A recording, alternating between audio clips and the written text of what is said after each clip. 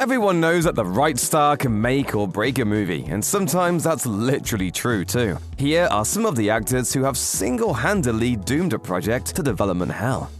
Winona Ryder's career was in a weird spot when the new millennium rolled around. She might have just come off her role in the buzzy Girl Interrupted in 1999, but 2000's Lost Souls was savaged by critics. 2001, meanwhile, saw her receive her infamous conviction for shoplifting, as well as her somewhat mysterious exit from an indie drama called Lily and the Secret Planting. The movie was set to star Ryder as an introvert who develops a relationship with the assistant of a plant nursery owner. With a proposed budget of only $5 million, it was definitely going to be a scaled-down production, and Ryder was very excited about the project. However, she ended up getting extremely sick on set. Only a month after her involvement was announced, news stories emerged suggesting that Ryder had quit the film as a result of her recovery from her sickness. Initially, it was suggested that Kate Winslet had been asked to take over from Ryder, but that never came to fruition, and without a big-name lead attached, Lily and the Secret Planting withered and died. One of Will Ferrell's breakout roles on Saturday Night Live was his portrayal of President George W. Bush, which became the basis of his Broadway show, You're Welcome, America. I did it for him because he would have done it for him. It's called bipartisanship.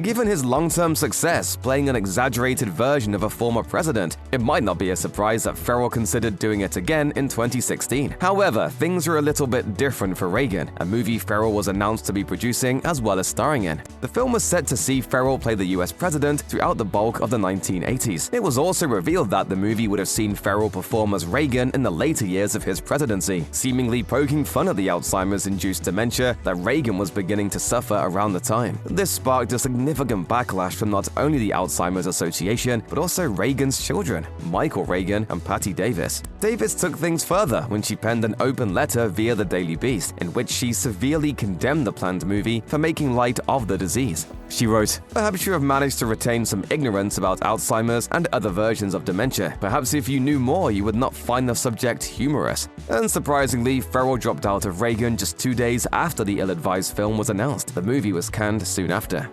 When the circumstances of Bruce Willis's retirement became clear, most people stopped giving the actor a hard time for pumping out so many forgettable direct-to-video flicks in the 2010s and early 2020s. You look so stupid with that pen in your neck. Given the reason he wanted to make so many movies, it was obviously in his best interest to tough it out and actually finish any film that he started. So it would definitely be saying something for there to have been a film during that period that Willis actually decided to walk away from. That movie was called Wake, and it entered production in 2015, with Willis attached to star. The action thriller had only been in production for 10 days, and financing issues led to a quick halt on filming. That halt was only supposed to last about a month, but then the proposed restart date came and went without any positive news. Eventually, it seems Willis got tired of waiting for the movie to find its money and moved on to other projects, as did director John Pogue. Without Willis attached, Wake was less likely than ever to get the financing it needed to resume production, and unsurprisingly, it never did. According to Essentially Sports, Arnold Schwarzenegger pioneered the comic book superhero physique in Hollywood. So why then has he barely been involved with comic book adaptations over the years? Well, if things had gone a little differently, his wild role as Mr. Freeze in 1997's Batman and Robin wouldn't have been his first attempt to bring a comic book character to the big screen. Very nice.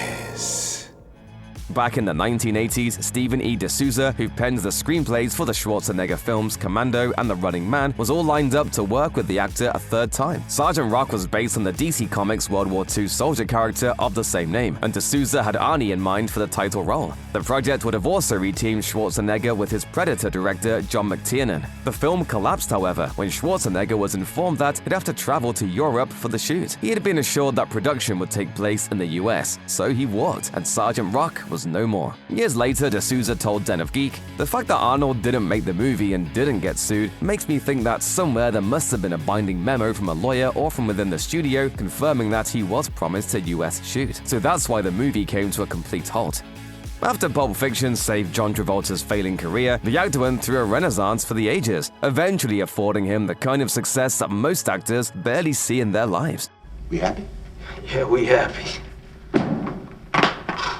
He was having such good fortune, in fact, that in 1996 he felt emboldened to walk away from a potential $17 million paycheck and risk a huge lawsuit in the process. The movie in question was The Double, to be directed by Roman Polanski, based on the 1847 Dostoevsky novel of the same name. Creative differences between Travolta and Polanski flared up from the very first table read. Travolta later told Paris Match, "Our views on the film were completely different. I wanted to do a dramatic comedy. He wanted a cartoon. At the first reading, Roman didn't like my acting. He told me I was bad and showed me what I should do." The last straw for Travolta was that Polanski decided to add a nude scene for no apparent reason. This caused Travolta to quit the movie, which led to production companies Mandalay Entertainment and Light Offer suing him. Travolta countersued, saying that the company failed to honor a deal for him to star in Donnie Brasco, which was finally released in 1997. The Double, meanwhile, was never made. The suit was eventually settled out of court.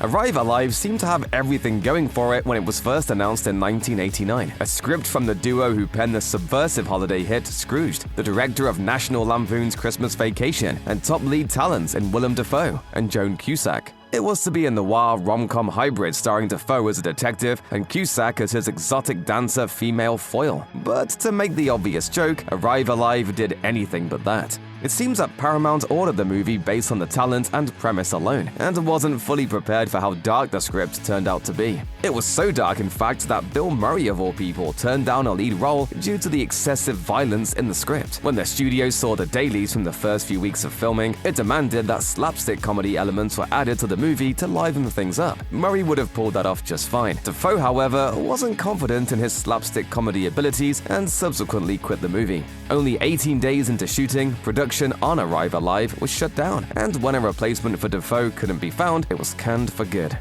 If the director of 10 Things I Hate About You made another film called 10 Things I Hate About Life, you'd probably assume it was going to be a sequel. And you'd be wrong. In fact, other than them both being rom-coms, there seems to be very little that tied you to life other than Gil Younger and producer Andrew Lazar. 10 Things I Hate About Life actually promised to be as dark as its title suggested. It was going to be about two people who meet while trying to take their own lives before subsequently embarking on a romance. It definitely would have been interesting to see a rom-com built on such a downer premise, but alas, it doesn't look like we ever will. Production got underway in 2012, but the double dose of corporate drama and the pregnancy of star Evan Rachel Wood put filming on hiatus. By 2014, news had begun to circulate that Wood was refusing to return to the production, with the actor claiming that she'd yet to be paid for the work she'd already done. This was in response to producers suing Wood for $30 million for a breach of contract for not showing up, a move that her legal team called preposterous. As a result of Wood's departure and all that legal wrangling, the movie quickly fell apart. Cycling website Podium Cafe refers to the yellow jersey as the cycling film Hollywood loved but could never make. Only cycling enthusiasts are likely to have ever heard of it. And since nobody has ever managed to actually produce a film version of Ralph Hearn's 1973 novel, The Yellow Jersey, it's likely to stay that way for a long time. The film rights to the novel were first acquired the year it was released, but it wasn't until 1983 that any measurable work on the film had really gotten underway. At that point, however, The Yellow Jersey finally found its leading actor, Dustin Hoffman. At the time, Hoffman said, "The book is about the last moment of your youth, and I think that's the way I feel now about myself. Actors say, if I'm going to die, let it be on stage. This guy says, if I'm going to die, let it be while trying to make this curve. I think I can relate to that." 3 years and over $1 million later, not a single frame of film had been shot. When director Michael Cimino left the project, producers suggested multiple replacements, none of whom Hoffman liked. Hoffman eventually got fed up with the troubled production and walked away, sealing the film's fate for good.